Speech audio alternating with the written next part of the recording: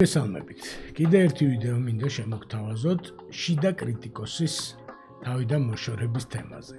კონკრეტულად რატომ არის ასეთი ძნელი შიდა კრიტიკოსის თავიდან მოშორება.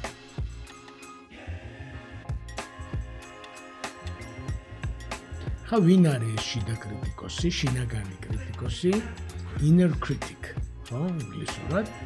მე მგონი ყველა კარგად ვიცნობთ ამ შინაგან კრიტიკოსს. ეს არის თქვენი შინაგანი ხმა, ოღონდ კონკრეტულად მიმართული კრიტიკაზე.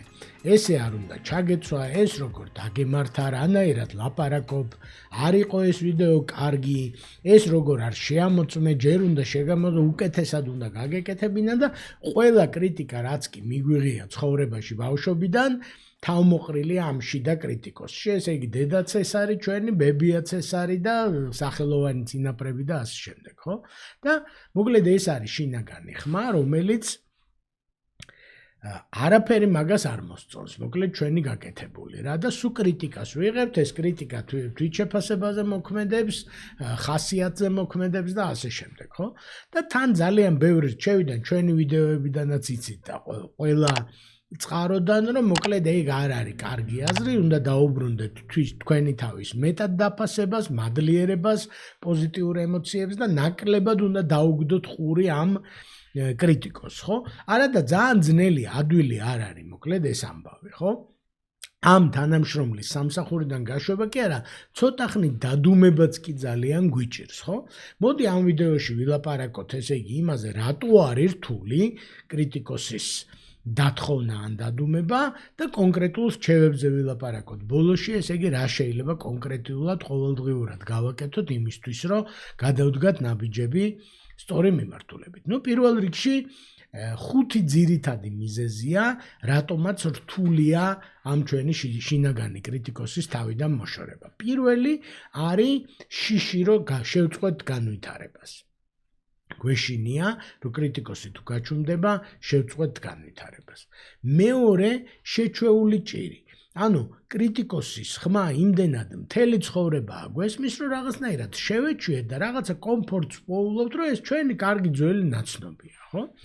კიდევ ერთი, რატომაც ან ვერ ვიშორებ თავიდან კრიტიკოს, არის რომ თვითონ შინაგანი კრიტიკა შეიძლება იყოს შეგუების coping მექანიზმი გარემოსთან და ამასაც შევღრმავდებით ცოტა ხანში. კულტურული და სოციალური ნორმა შეიძლება იყოს, თქვენ შეიძლება აგზარდეს კრიტიკის ფონზე, რომ შენ კი არ უნდა აქო შენი თავი, უნდა აკრიტიკო, მშობლები ხშირად აკრიტიკებენ თავის შვილებს და გგონია, რომ ეს კარგია რაღაცნაირად მისაღებია, თავმდაბლობასთან არის კავშირში და ასე შემდეგ. და ბოლოს ეს ყველაფერი იწვევს იმას, რომ შენი იდენტობის ნაწილი გახდა, ადამიანი ამაყობს კიდევაც იმითი, რომ ამდენად თვითკრიტიკულია და რამდენად მოკლედ მე აღარ ვიქნები, ასე ვთქვა, თუ არ იქნა შინაგანი კრიტიკოსი. ეს არის მოკლედ ჩვენი 5 მიზეზი და ამ 5 მიზეზს უნდა ჩავღრმავდეთ. მანამდე მინდა მადლობა გადაუხადო ამ ვიდეოს სპონსორებს. თქვენ შეამჩნევდით, რომ YouTube-ზე რეკლამით არ არის ჩვენი ვიდეოები დატვირთული და კლასიკური გაგებით სპონსორებიც არ აქვს, მაგრამ ჩვენი ყველა ვიდეოს სპონსორი არიან ჩვენი ტრეინინგების დამკვეთები და მონაწილეები და თქვენ, ვინც მონაწილეობთ ჩვენ ტრეინინგებში და გვიკვეთავთ ტრეინინგებს, გეკუთვნით დიდი მადლობა ამ შესაძლებლობისთვის. სწორედ თქვენგან მიღებული რესურსი გვაძლევს ჩვენ საშუალებას შევქმნათ უფასო და ხარისხიანი სასწავლო ვიდეოები. ინფორმაცია ჩვენ ტრეინინგების შესახებ შეგიძლიათ ნახოთ ჩვენ საიტზე flowmaster.g. დაუბრუნდეთ ახლა ამ ჩვენ 5 მიზეზს. პირველი არის განვითარების შეწყვეტის შიში. ესე იგი, ესე ჟღერს ხოლმე.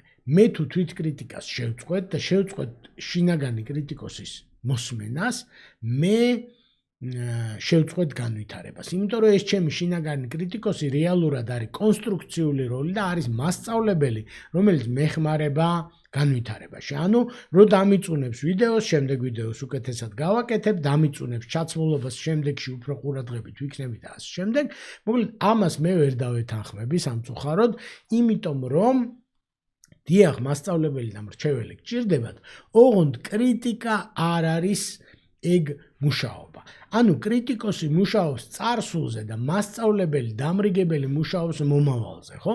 თუ თქვენ გესმით რჩევები, რომ მომავალში ასე ჩაიცვი, ესე ილაპარაკე, შემდეგ ვიდეოში ესე გააკეთე, ეს არ არის შიდა კრიტიკოსი, ეს არის ზუსტად რომ კონსტრუქციული ძალა.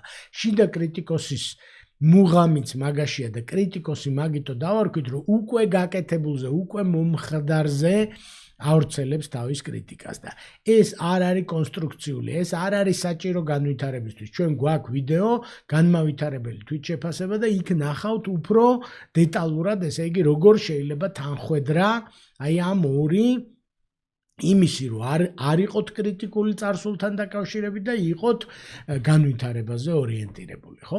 ანუ შიდა კრიტიკოსი არ არის მასწავლებელი, არ არის დამხმარე. თუ რჩევებს გაძლევთ სამომავლოდ, ეს არ არის კრიტიკა და ეს არ ყოფილა კრიტიკოსი. და თუ აკრიტიკებს უკვე მომხდარს, ეს არ არის თქვენი მეგობარი, ხო? ამიტომ განვითარება სჭირდება დამხმარე, მასწავლებელი, მრჩეველი, მაგრამ არ სჭირდება კრიტიკოსი. მეორე შეჩვეული ჭირი, კომფორტის ზონას ხშირად ვახსენებ და გამოთქმა იყო, რომ კომფორტის ზონაო ხშირად არც ისე კომფორტულიაო. და შეჩვეული ჭირი გვაქვს ქართულში გამოთქმა და ეს უფრო კარგად ასახავს კომფორტის ზონით რის თქმასაც ვცდილობთ. შეჩვეული ჭირი თუ შეჩვეულია, ჭირიც კი რაღაცნაირი მისაღებია და დროთა განმავლობაში თქვენ შეეჩვიეთ ამ შინაგანი კრიტიკოსის ხმის მოსმენას, მასთან თანაცხოვრებას და იმის მიუხედავად, რომ სასიამოვნო არ არის ამ რაღაცების მოსმენა, თითქოს ნორმალურად გვეჩვენება მისი ხმის გაგონება და ამას უნდა გავდავეჩვიოთ. ჩვენ ვიცით, რომ უნდა დავტოვოთ კომფორტის ზონა და შეჩვეულ ჭირებს უნდა გადავეჩვიოთ. ჭირია ხალხო და უნდა გადავეჩვიოთ მიუხედავად იმისა, რომ შეჩვეულია, ხო? და ნაბიჯები უნდა გადავდგათ. ბოლოში ვიტყვით კონკრეტულ რჩევებს ვიდეოს ბოლოში, როგორ უნდა მოვერიოთ, ასე ვთქვათ, ამ პროცესს. შეგუების მექანიზმი, ეს არის ძალიან მნიშვნელოვანი და სიღრმისეული მოტივი, რატომაც თითქოს გვინდა რომ შინაგანი კრიტიკოსი იყოს, ანუ ადამიანი ამბობს, რომ მე თვითონ თუ დავაკნინებ ჩემ თავს, მე თვითონ სანდრო თუ დავიწუნებ ჩემ ვიდეოებს, ჩემ გამოსვლებს, სხვები ვეღარ დამიწუნებენ და გულს ვეღარ მატკენენ. ანუ შეხედეთ როგორი სიღრმისეული ამბავია, რომ მე რომ მოვიწონო და სხვებმა დამიწუნონ, მე გული მეტკინება. მე თუ დავიწუნებ და სხვებიც დაიწუნებენ, მე უფრო ადრე მქონდა დაწუნებული და გული აღარ მეტკინება. ეს რაღაცა თვით გვემის რეცეპტს გავს, რომ მე ვაპირებ, რომ სხვები თუ მომიწონებენ, მე უკვე დაწუნებული მექნება. წარმოიდგინეთ, რა ცუდი სცენარია, ხო? ამიტომ შეეცადეთ, რომ გაძლიერდეთ, შეეცადეთ, რომ გარედან კრიტიკის მიღება შეძლოთ და ეს უფრო დაგეხმარებათ დახვეწაში და განვითარებაში. თქვენ მაინც ყავდეთ თქვენ თავს მადლიერი იმ შრომისთვის და იმ დამსახურებისთვის, რომ საქმე გააკეთეთ, ხო? არ შეიძლება, რომ გააკრიტიკო ყველაფერი, იმიტომ რომ დიასახლისებიც აკეთებენ ამას, რომ ესეთი არ გამომივიდა, ბოდიში ასეთი სუფრისთვის, იმისთვის, თითქოს თავს იცავს პოტენციური კრიტიკისგან, რომ შეაქოს, რომ ძალიან მაგარი გამომივიდა, ეშინია, რომ გარედან მიიღებს კრიტიკას, ხო? თქვენ თუ არ შეაქებთ, თქვენ თავს აბა ვინ შეგაქებთ, ხო? ამიტომ ძალიან მნიშვნელოვანია, რომ ამ დაცვით მექანიზმს, ამ კოპინგ მექანიზმს, რომ მე თვითონ დავაკნინებ ყველაფერს და გავაფუჭებ, რომ სხვებმა არ დამაზარალონ, ამას უნდა გადავეჩვიოთ, ხო?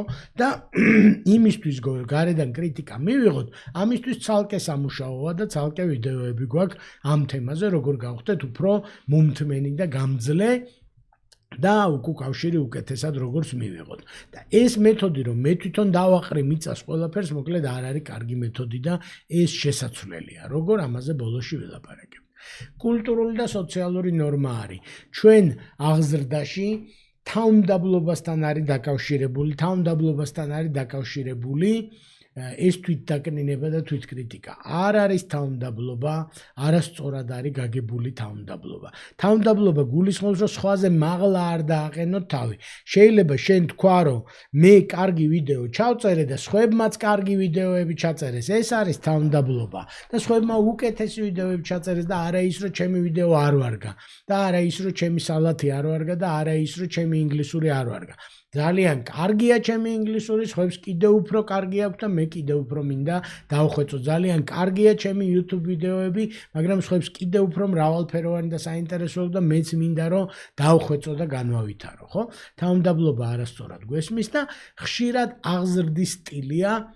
ძალიან ბევრ კრიტიკას იღებენ ბავშვები და მოზარდები მშობლებისგან და ოჯახის წევრებისგან, მასწავლებლებისგან, ყველასგან და რაღაცნაირად შეგვაჩვიეს, რომ თითქოს ეს არის ნორმალური და მე შეიძლება ჩვენც ესეთი კრიტიკოსები ვიყოთ ჩვენი შვილებისთვის და ჩვენი აღსაზრდელებისთვის, ხო?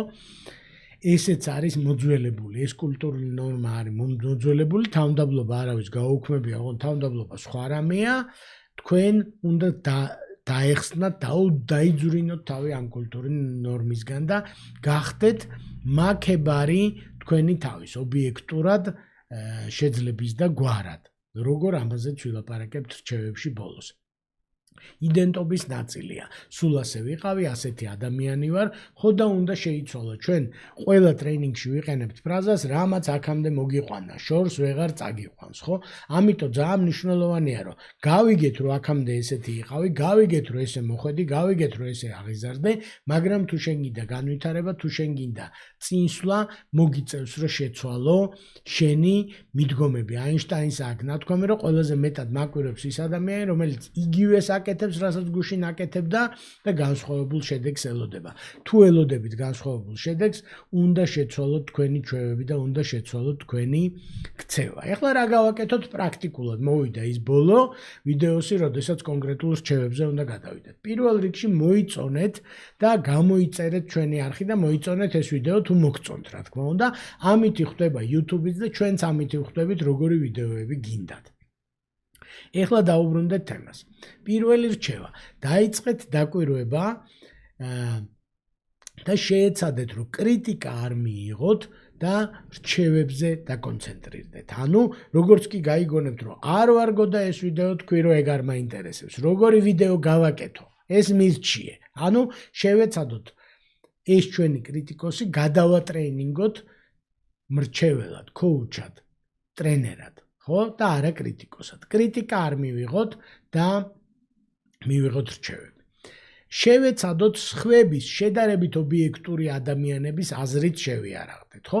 კრიტიკოსი თუ გეუბნება, რომ არ ვარ გავიდეო, წადი და კითხე შედარებით ობიექტურ ადამიანს. ახლა ძალიან ახლო მეგობარს რო კითხო, ის გაქებს და გადიდებს. ცხადია, ამიტომ შეეცადე, რომ შედარებით ობიექტური აზრით შეიარაღდეთ თქვენი უნარებისა და თქვენი პროდუქტების და თვისებების შესახებ. ამიტომ არის ფიდბექის მიღება ყველასგან, ყველას უნდა კითხოთ, რჩევა ყველას უნდა თხოვოთ, რომ მოგცენ შედარებით ობიექტური შეფასებები.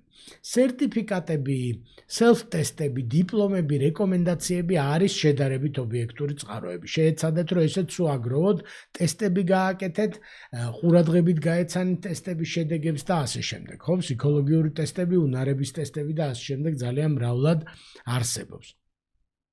შემდეგი რჩევა არის, რომ ივარჯიშეთ, თუნდაც ყალბად გეჩვენებოდეთ თავიდან ნათქვამია fake it till you make it, გააყალბე და მერე გამოგივა. კრიტიკოსის გაჩუმებაზე არ გისმენ, არ მოგისმენ კრიტიკას, რჩევას თუ მეტყვი მოგისმენ, კრიტიკას არ მოусმენ, ხო? თავიდან ეს თქვენთვის იქნება ყალბი, შეგრძნება გექნებათ, რომ არაბუნებრივია, მაგრამ სანამ შეეჩვევით, გახსოვდეთ, რომ რაღაცით უნდა დაიწყოთ და პირველი ნაბიჯები უნდა გადადგათ.